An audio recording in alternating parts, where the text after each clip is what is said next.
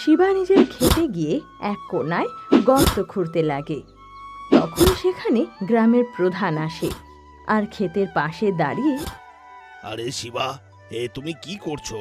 এই অসময়ে আবার কি কাজ করছো? কিছুই না মালিক, আমি নিজের জমিতে ছোট পুকুর খুলছি। কাল যদি বৃষ্টি আসে তাহলে আমি এটা ভরার বিষয় ভাবছি। জমির মাঝে পুকুর কেন বানাচ্ছ?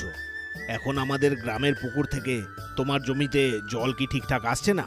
তার উপর আবার বৃষ্টিও ভালোই হচ্ছে। তাহলে বলো, পুকুর কাটা কি খুবই দরকার? তোমার পাগলামিটা একটু বেশিই বেড়েছে। কিছুই না মালিক, এই পুকুরটি এখন আমরা নাও ব্যবহার করতে পারি, কিন্তু কাল কেমন হবে কেউই বলতে পারে না।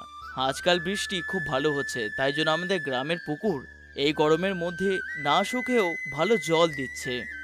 কিন্তু কাল যদি আবার না বৃষ্টি হয় তাহলে আমাদের পুকুর শুকিয়ে যাবে, তখন আমাদের ফসলের জন্য কার ওপরে